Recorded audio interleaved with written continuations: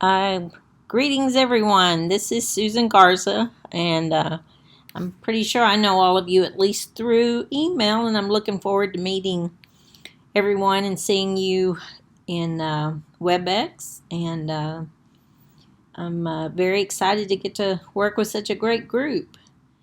Um, as you can see here, um, I, I put together this little slide to kind of give you an idea of how we're going to what's going to be our main focus for this semester. We're going to talk about joining the conversation, and that's kind of the way I want you to think in everything we do, and I want you to think in that frame. How do we join the conversation? What does that mean? How does that happen? As grad students, it's a different kind of learning experience. It's not a matter anymore of the teacher will just give you the information and then you learn it and then, show on a test that you know the information. As a graduate student, you, of course, continue to learn information, but you take that information and work with it, and you decide, how you're going to talk about the information, how you want to, what you want to focus on, what kind of a contribution do you want to make to the conversation? What new ideas can you add? What do you have to say about it? What questions do you have? This is the one of the two required courses for the master's degree.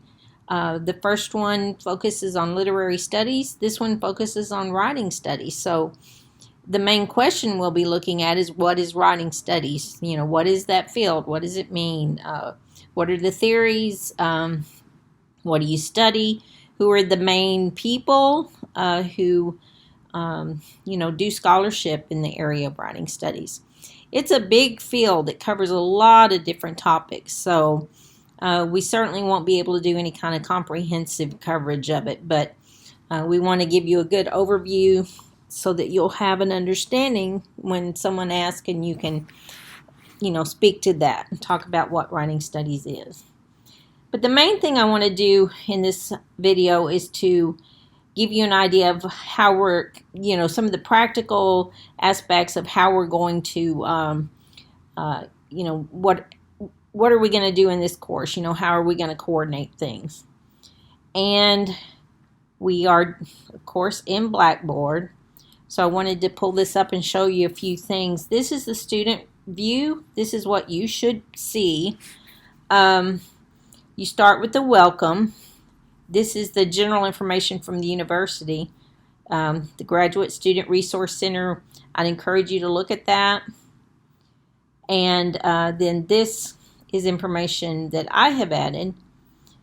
Now, when I use Blackboard, and one of the things we'll talk about is teaching online and teaching writing online, and we've been kind of thrown into doing everything online right now, but it's like anything. It's got its advantages and it's got its challenges. So that's definitely one thing we'll talk about. But when I teach, and I've been teaching online for quite a while, but I'm always learning new things, but I try to keep it as simple as possible and use something like Blackboard, which is a course management system. There are others, but the one we use is Blackboard.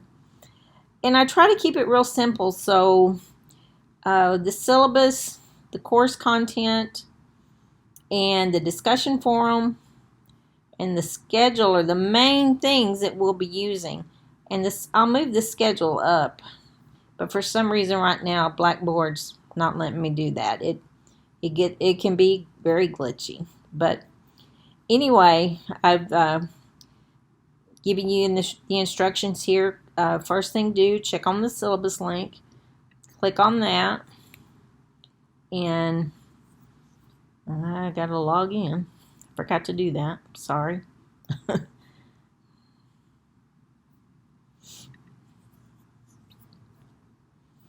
Okay, so click on the syllabus link. You'll see the syllabus there. And I'm not going to go over the whole thing. I'm not going to read it to you. Here are the major course requirements. I'm not really going to talk about those.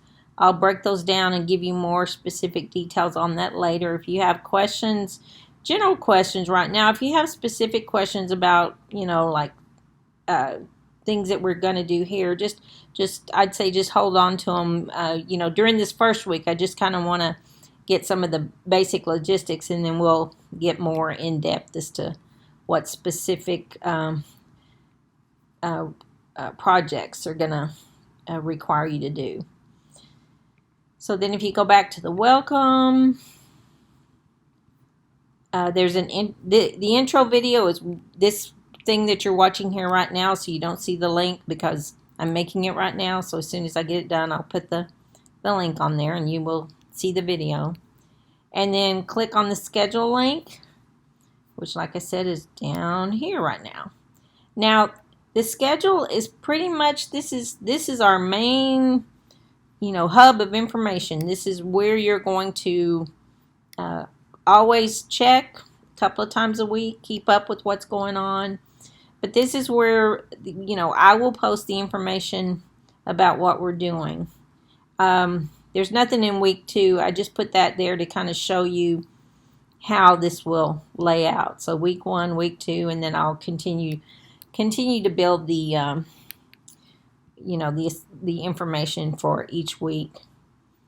Week 1, I want to go over that with you real quick.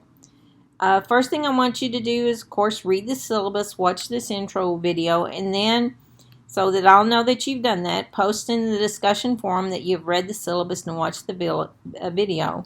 Also, post any questions you have.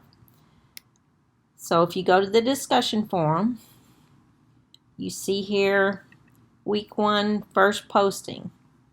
So you can create a thread,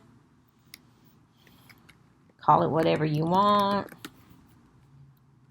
and then just, I have read the syllabus, blah, blah, blah. And for that, you'll get 10 points. So that's pretty easy. So we start with an easy assignment. So go back to the schedule. Week 1. Second posting. We are going to have synchronous discussions on WebEx, and those will be over the stuff that we're reading. And so what I'd like you to do for me this first week, your second posting, is first tell us a little bit about your interest as a graduate rising scholar. How, what makes you interested in writing studies, getting a master's degree in English, literary studies, linguistics, whatever area you want to talk about. What areas are you interested in? What are your goals after you finish the degree? And then post at least 2 times during the week when you could meet for at least an hour to have the discussion. I'm pretty sure we've got a pretty big group, so I don't think we'll be able to find one time when everyone can meet. So I'm hoping we can do 2. We might have to do 3. But anyway, this first week I'd like to be able to kind of, see what will work for everybody, and we'll try to get those discussion times set up. Now, for this first week, I've given you some readings here. This first one you can get in the library. Here's the link to the second one, which is actually a podcast. So that one your reading will be listening. And then after reading and listening, write a 1-page single space summary, just a summary. And that's 1 page for all of the readings, both of these, not 1 page for each. Whoops. Oh, it's probably a good thing I clicked on that. That's the podcast. When I click on that, it's got this link down here. If you go ahead and click on that, it will take you there. So anyway, that's good, because some of y'all might have wondered how to make that happen. But anyway, and I talk here a little about summaries. Summaries, we're not wanting to know your opinions or whether you liked it, but what are the readings what is the podcast, what's being said. And you don't know a lot about writing studies, so for these first readings, just read and do the best you can. One of the main things I want to do is to get you to start thinking differently about what it is when we say writing, when people do writing, what we've been taught about writing. So I want to get you to just kind of, go. If this takes you somewhere where it confuses you a little, that's a good thing, because like I said, I want you to come to a different place where you're thinking differently about writing, things you maybe hadn't thought about it. So anyway, that's basically kind of how I set up. And then this down here. For this first week, the summaries of the readings will be due by end of days on Tuesdays. That's not so much this week. This week, and I probably need to change that. This week, just get the readings done by Sunday. But generally what we'll do is you can get the readings done by Tuesday, then we'll have our WebEx discussion after that, because you'll want to talk about the readings. So hopefully that makes sense. But I'll explain. Whatever doesn't make sense, I'll explain as many times as necessary. And I'll change this because that's kind of confusing. But anyway, for these readings, just turn this in by the end of this week on Sunday. Look around here. Course content has some readings in it that I'll be posting in the schedule. I make some of the readings available to you that way. My grades is, if you're not familiar with Blackboard, you might want to look at that. There may be some other stuff here that you're not seeing because this is the teacher version, so you probably don't have all of this stuff. One thing about the email and the Blackboard messages, when you have questions, I'm going to ask that you not just email me a question.